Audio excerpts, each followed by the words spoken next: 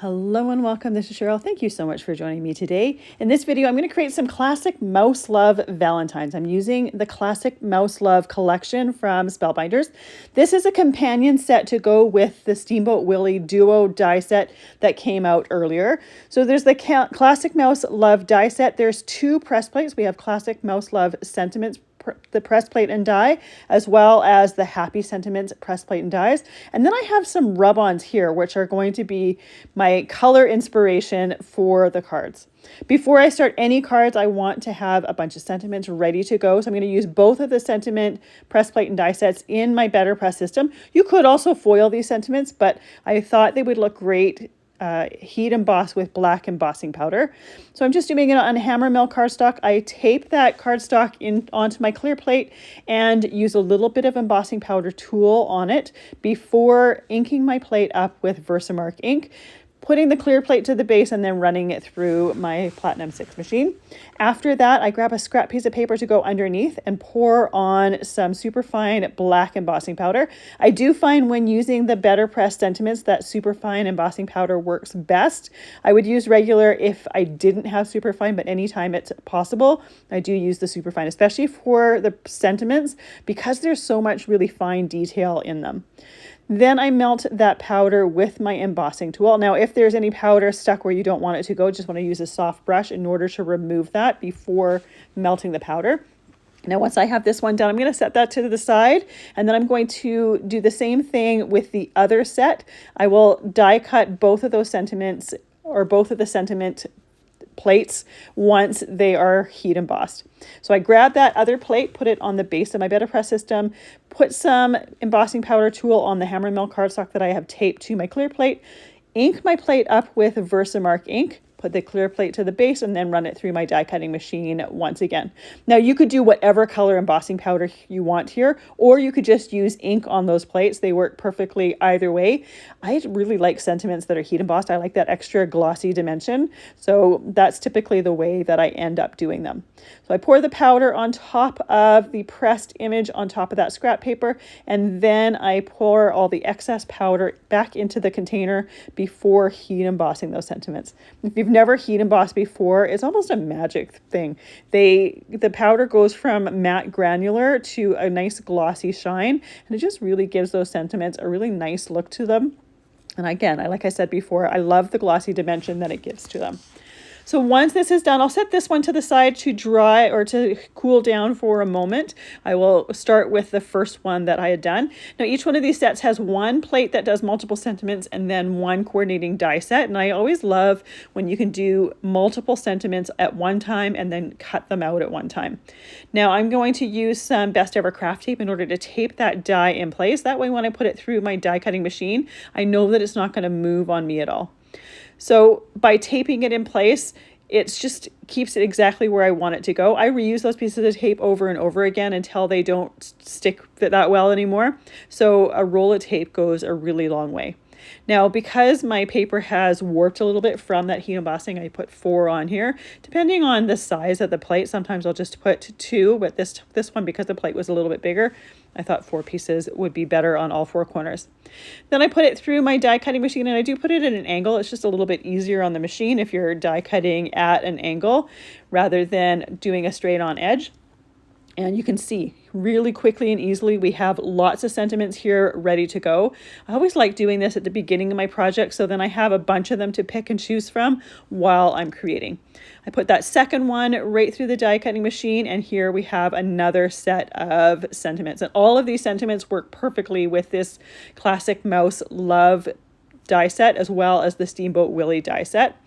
Now, for my first piece, or for my first card, I have the pieces from the Steamboat Willie Duo cut for the Mickey and Minnie.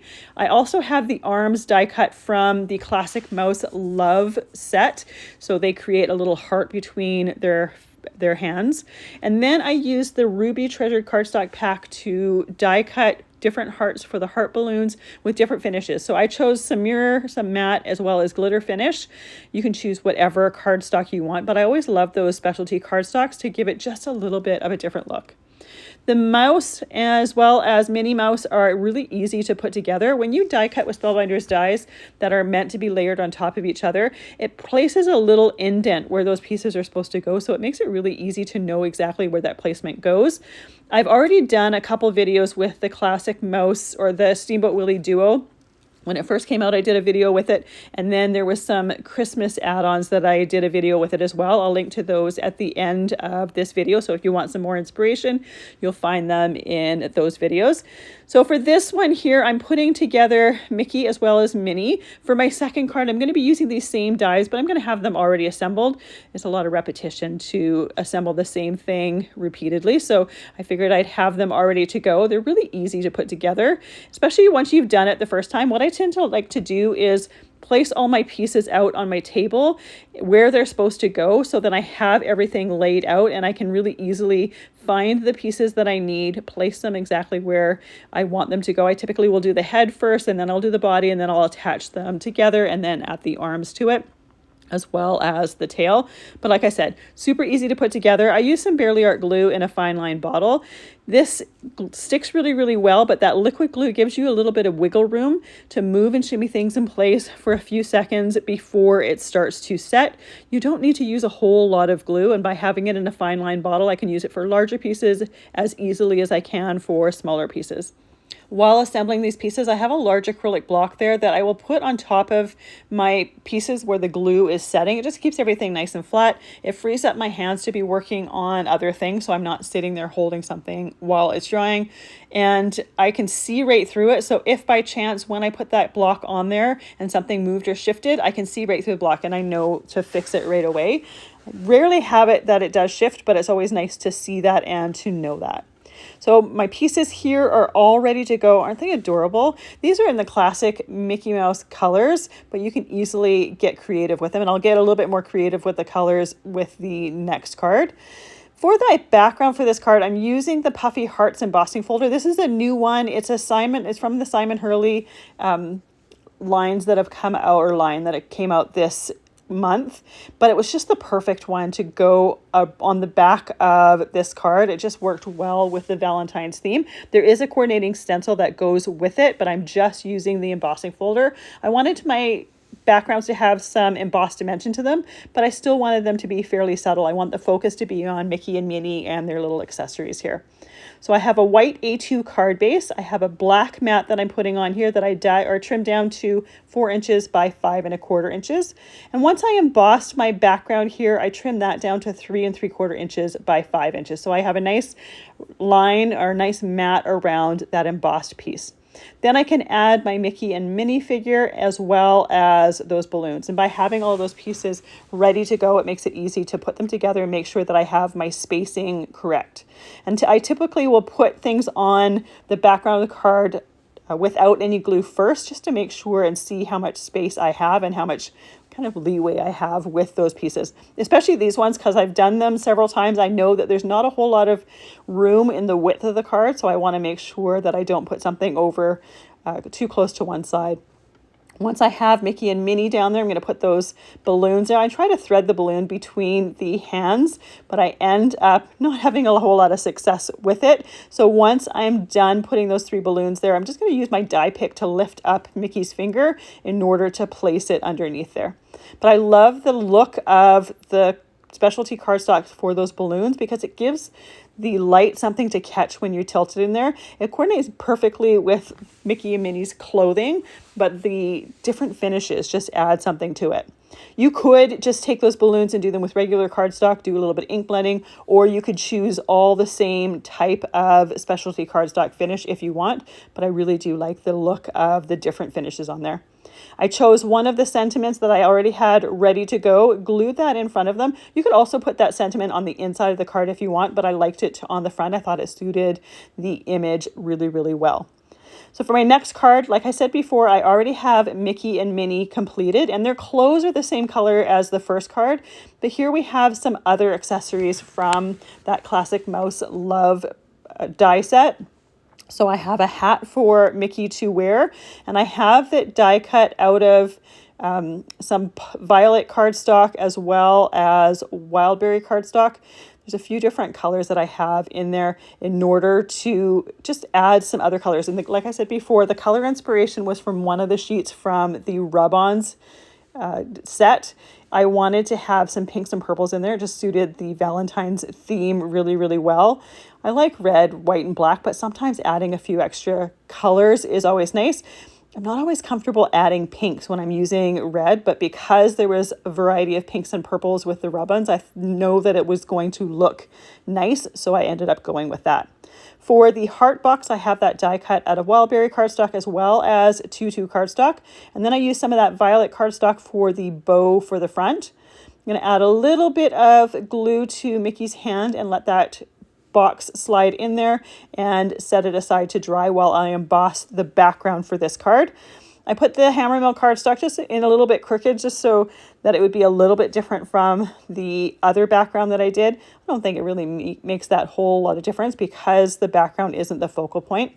For this one, I also have black cardstock that I'm using for my mat. I trimmed that to 4 inches by 5 1/4 inches, and then took my embossed piece and trimmed that down to 3 3/4 inches by 5 inches. To add a little bit of color to this background, I'm using some Kitsch Flamingo Distress ink and a large Spellbinders ink blending brush and doing some ink blending all over my background. Then I wanted to add a little bit of that purple that is in the hat as well as the candy box. So I also am going to take some Seedless Preserves Distress ink and go all the way around the edges with that. So we're going to get some of that pink, but we're also going to get some of that purple. Now you could use colored cardstock for this, but it has a completely different look to it than ink blending on top of embossed cardstock. So I just like that this looks a little bit more subtle. It just highlights the hearts just a little bit better, as well as giving it a softer and more interesting look. So with the ink blending done on my background, we can start to assemble the card. So I'm going to take that mat, glue that to the A2 card base.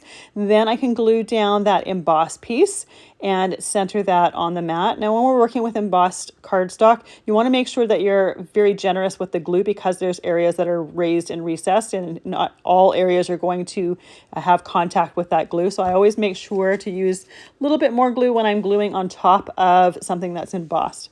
So I put my Mickey down first, and then I can add Minnie putting her hands around that little candy box and then putting my acrylic block on there. I grabbed a sentiment, I picked it earlier, and I'm going to glue that to the top of this card because there's some nice space there for it. And here is that finished card. Now I wanted to add just a little bit of extra texture, so I'm using some Stardust stickles on the bow on Mickey's hat as well as the bow on the candy box. This is not going to hide any of that color. It's just an opalescent look to it, but it's going to add some sparkle that's going to catch the light nicely once the stickles have dried. So I set that aside to dry, and I'm going to use my rub-ons for the next 2 cards. I'm using just the sheet that has the pinks and purples in it.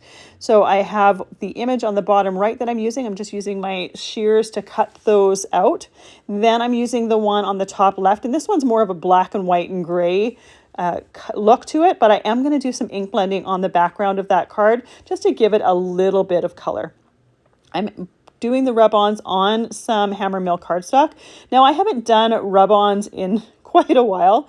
I'm using the popsicle stick that comes in the package with it, and when I used to use the rub-ons, when you would rub on here, you could see that it was released from the back or from the carrier sheet. This one doesn't do that as much, so I would regularly have to lift it up to see if it was totally rubbed off. I use one hand to hold that piece in place to make sure it doesn't shift or move. And if anything comes up back on that carrier sheet, I put it right back down and I rub that on to make sure that it goes onto the background of my card. I have a lot more trouble on this first one than I do on the second one because of the fact that you can't really see where it comes off, but it creates a really pretty image and it's really quite simple. This is a great way to do some quick cards. I'm doing these for cards here, but you could easily use them on mixed media or junk journals or even on scrapbook pages. They'd be great accents for that, and they're really quite easy to use. So this sheet here has some pinks and purples, whereas the other sheet in this package has a lot more primary and secondary colors. It's a lot more colorful. I wanted to keep it with more Valentine's-y type colors for these particular cards. So that first one is done. I'm going to do the second image on here. So for this one, I have a rub-on image. And like I said before, it's blacks, whites, and grays. So it's pretty monochromatic. And I also have a sentiment that I cut out from those rub-on sheets to add to the bottom of this one. The last rub-on that I did, I plan on using one of my BetterPress and embossed sentiments for it. So you can easily mix and match your sentiments from that with these rub-ons as well. So once I have this piece done and I'm satisfied that I don't have any of that rub-ons left on the carrier sheet, I can pull the whole thing off, and then I'm going to do the verse or the sentiment. I want to do them both separately because I want to be able to concentrate on one and not accidentally move or jostle the other one and ruin it. Once I have that done, I'm trimming this down to 3 3/4 inches by 5 inches. I'm trimming both of my rub-on pieces to that size, and I'm also trimming cardstock for the mat around it to 4 inches by 5 1/4 inches. So all of the cards in this video are have black mats around the images.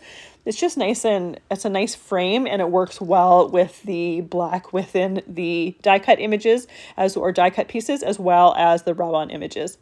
So for this card, I'm just using the Kitsch Flamingo Distress ink around the outside of the background of this card. I just wanted to add like a kiss of color. I didn't want to color the Mickey or Minnie in any way. I just wanted to add a frame with some color. And by using those large Spellbinders brushes, I can get fairly light with it, and I can control it fairly well.